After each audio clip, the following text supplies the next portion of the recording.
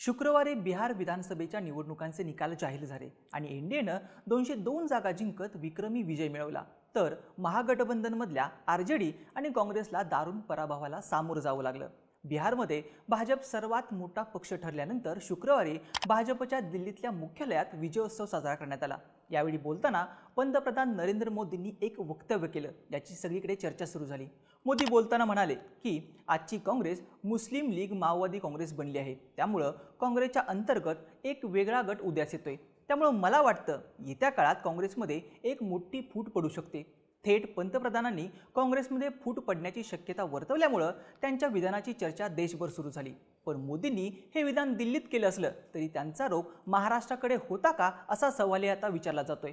त्याचं कारण म्हणजे मागच्या काही वर्षात महाराष्ट्रात घडलेल्या घडामोडी। आधी शिवसेना आणि मग राष्ट्रवादी काँग्रेस, राज्यातल्या दोन मोठ्या पक्षात फूट पडली। मी दोन पक्षांना फोडून आलोय असं विधान करून फडणवीसांनी दोन्ही पक्षांच्या फुटीमागं भाजपच असल्याचे संकेत दिले होते। त्यामुळे आता मोदींच्या काँग्रेसबाबतच्या विधानानंतर महाराष्ट्र काँग्रेसमध्ये खरंच फूट पडेल का? सध्याची राज्य काँग्रेसची स्थिती आहे काय? आणि जर काँग्रेसमध्ये फूट पडली तर फूट घडवून आणणारे नेते कोण असतील? जाणून घेऊयात या व्हिडिओमधून। नमस्कार, मी ओमकार आणि तुम्ही पाहताय बोलभिडू। सगळ्यात आधी नरेंद्र मोदी दिल्लीत काँग्रेसमधल्या फुटीबाबत काय म्हणाले ते पाहूयात। तर मोदी म्हणाले, आज काँग्रेस एमएमसी मुस्लिम लीग माओवादी काँग्रेस बनले। काँग्रेसचा अजेंडा त्यांच्या भोवतीच फिरतो, त्यामुळे काँग्रेसमध्ये एक वेगळा गट तयार होतोय जो या नकारात्मक राजकारणामुळे अस्वस्थ आहे। या गटामधली निराशा वाढते, त्यामुळे मला वाटतं की भविष्यात काँग्रेसमध्ये मोठी फूट पडू शकते। काँग्रेसच्या मित्रपक्षांनाही आता समजलंय की काँग्रेस त्यांची वोट बँक गिळतोय, त्यामुळे त्यांनाही काँग्रेसपासून सावध राहण्याची गरज आहे असं मोदी म्हणाले। मोदींच्या या विधानानंतर महाराष्ट्र काँग्रेसमध्ये फूट पडू शकते अशी चर्चा सुरू झाली। त्याला कारणही मागच्या 3 वर्षातला राज्यातला पक्षफुटीचा इतिहास कारणीभूत आहे।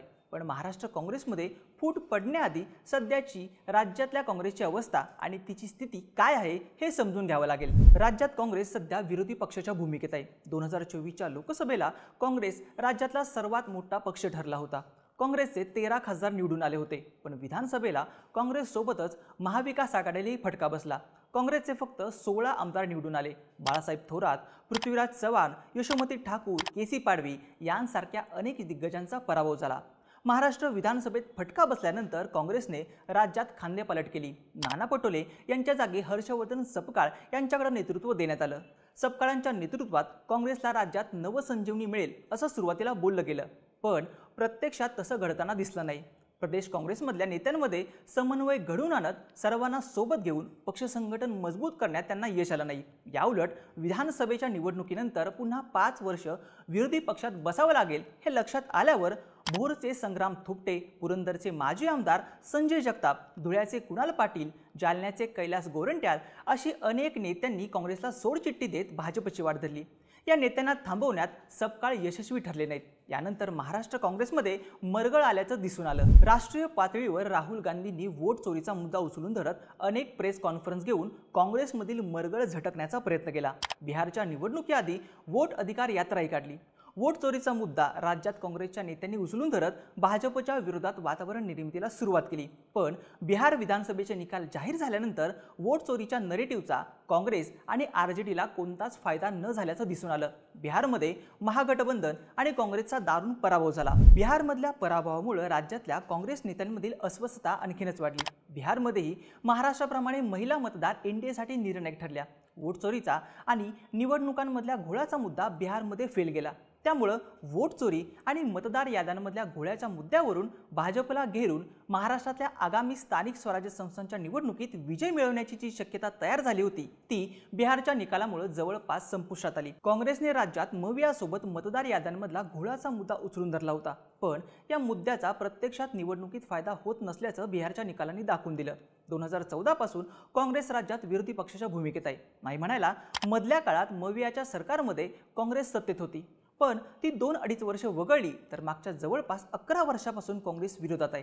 काँग्रेसचे अनेक नेते हे सहकाराचं आणि संस्थात्मक राजकारण करणारे, पण 2014 नंतर विरोधी पक्षाच्या भूमिकेत गेल्यामुळे आपल्या शिक्षण संस्थांच्या साखर कारखान्यांबाबतच्या हितसंबंधांमुळे काँग्रेसचे अनेक नेते भाजपवासी झाले। पण जे नेते अजूनही टिकून राहिले त्यांची अस्वस्थता बिहारमुळे आणखीनच वाढली आहे। त्यात मोदींनी काँग्रेसमध्ये फूट पडू शकते असं म्हटल्यामुळं महाराष्ट्र काँग्रेसमधल्या नेत्यांबाबत वेगवेगळ्या चर्चा व्हायला सुरुवात झाली। आता मोदींनी म्हटल्याप्रमाणे महाराष्ट्र काँग्रेसमध्ये खरंच फूट पडू शकते का, तर हे समजून घेण्यासाठी आपल्याला राज्य काँग्रेसमधले सगळे गटतट समजून घ्यावे लागतील। काँग्रेसमध्ये एक भाजप प्रो गट असल्याचं कायम सांगितलं जातं। 2022 मध्ये मवियाचं सरकार गेल्यावर राज्यात शिंदे सरकार सत्तेत आलं तेव्हा विश्वासदर्शक ठरावावेळी काँग्रेसचे काही नेते उशिराने पोहोचले। सभागृहात उशिरा येऊन या नेत्यांनी भाजपला अप्रत्यक्षपणे मदत केल्याचं बोललं गेलं होतं। देवेंद्र फडणवीस यांनीही तेव्हा बोलताना ज्यांनी बाहेरून मतदान करून पाठिंबा दिला त्यांचे आभार मानतो असं वक्तव्य केलं होतं। आता हे नेते कोण होते, तर अशोक चव्हाण, विजय वडेट्टीवार, जिशान सिद्दीकी, धीरज देशमुख, प्रणिती शिंदे आणि जितेश अंतापूरकर हे 6 आमदार तेव्हा सभागृहात उपस्थित नव्हते। यापैकी अशोक चव्हाण आणि जितेश अंतापूरकर यांनी आधीच भाजपमध्ये प्रवेश केलाय, तर जिशान सिद्दीकी दादांच्या राष्ट्रवादीत गेलेत। पण विजय वडेट्टीवार, प्रणिती शिंदे आणि धीरज देशमुख अजूनही काँग्रेसमध्येच आहेत। पण या नेत्यांचा ओढा भाजपकडे जास्त असल्याचं कायमच म्हटलं जातं। विजय वडेट्टीवार तर सध्या काँग्रेसचे सभागृहातले गटनेते आहेत, पण तरीही जनसुरक्षा विधेयक सादर झालं तेव्हा ते सभागृहात उपस्थित नव्हते।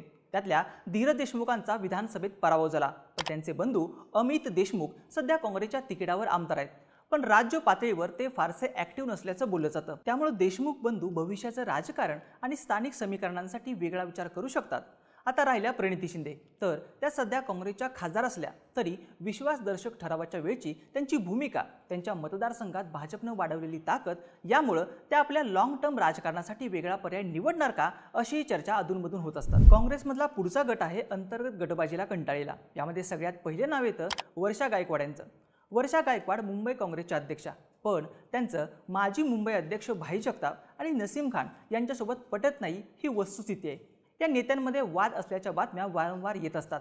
काही दिवसांपूर्वी या नेत्यांनी वर्षा गायकवाड यांची तक्रार काँग्रेसच्या हायकमांडकडे केल्याचंही समोर आलं होतं। त्यामुळं वर्षा गायकवाड या अंतर्गत गटबाजीला कंटाळून वेगळा निर्णय घेऊ शकतात। आता त्या एकट्या जातील का, तर नाही, त्यांच्यासोबत त्यांच्या भगिनी आणि धारावीच्या आमदार ज्योती गायकवाड आहेत। यामध्ये आणखीन एक नाव येतं, ते म्हणजे सुनील केदार यांचं। नागपूर जिल्हा बँकेच्या प्रकरणात सुनील केदार अडचणीत आले होते। काही दिवसांपूर्वी त्यांनी नागपूर जिल्ह्यातल्या नगर परिषद आणि नगर पंचायतींसाठी इच्छुक उमेदवारांच्या मुलाखती घेतल्या। त्यामुळे जिल्हा काँग्रेसमध्ये 2 गट पडले।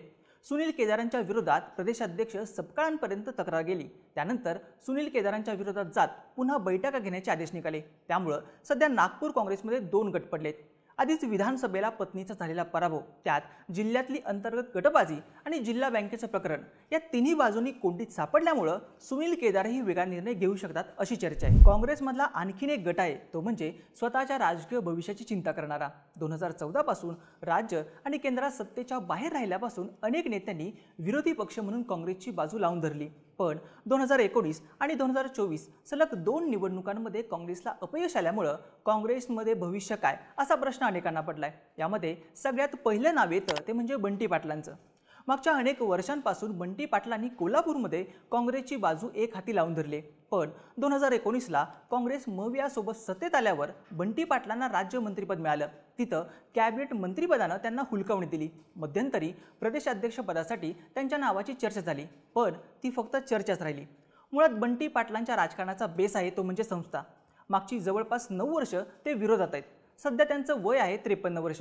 या सगळ्या गोष्टी बघता काँग्रेसवर विश्वास ठेवून आणखीन किती वर्ष लढा देत राहायचा, आणि त्यातही लढ्याला यश येत असेल तेव्हा कॅबिनेट मंत्रीपदही मिळत नसेल तर काँग्रेससोबत किती काळ थांबायचा हा प्रश्न आहेच। यामध्ये पुढचं नाव येतं ते म्हणजे माजी मंत्री बाळासाहेब थोरात यांचं।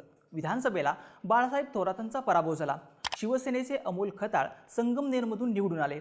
तेव्हापासून विखे प्लस खताळांनी एकत्र येत थोरातांना संगमनेरमध्ये घेरायला सुरुवात केली। संग्राम बापू महाराजांचं प्रकरण असो किंवा मग एकनाथ शिंदेंनी संगमनेरमध्ये जाऊन खताळांना दिलेलं बळ असेल, थोरातांना घेरण्याचा पूर्ण प्रयत्न केला जातोय।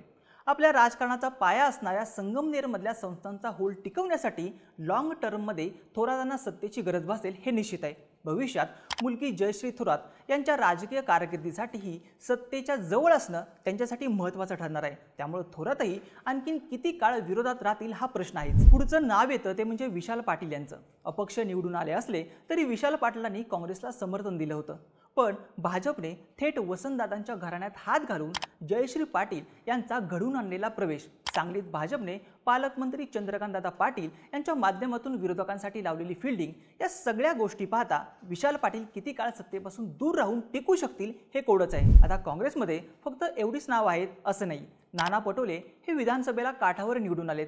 भंडाऱ्याच्या स्थानिक राजकारणातही ते सध्या बॅकफूटवर गेल्याची चर्चा आहे। त्यात त्यांचा पक्षांतराचा इतिहास आणि सध्या विरोधी पक्षात असूनही सॉफ्ट भूमिका, यामुळे ते सुद्धा इतर पक्षांचा विचार करत आहेत का? नाना पटोले पुन्हा भाजपवासी होणार का? अशा बातम्या मध्यंतरी आल्या होत्या। यात आता विश्वजित कदमांचंही नाव येतं। आपल्या संस्थात्मक राजकारणावरचा होल्ड टिकून ठेवत भविष्यात आपली ताकद वाढवण्यासाठी त्यांनाही सत्तेची गरज आहे। शिवाय सांगलीचा विचार करता भाजपला जिल्ह्यात एक युवा आश्वासक चेहऱ्याची गरज आहे।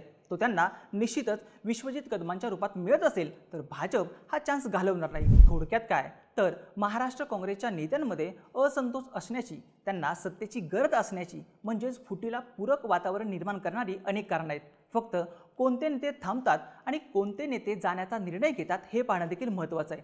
तुम्हाला काय वाटतं? काँग्रेसमध्ये फूट पडेल का? आणि पडलीच तर कोणते नेते बाहेर पडतील? तुमचं मत आणि प्रतिक्रिया मला कमेंट बॉक्समध्ये नक्की सांगा आणि माहितीपूर्ण व्हिडिओज पाहण्यासाठी बोल बिडूच्या यूट्यूब चॅनलला सबस्क्राईब करा।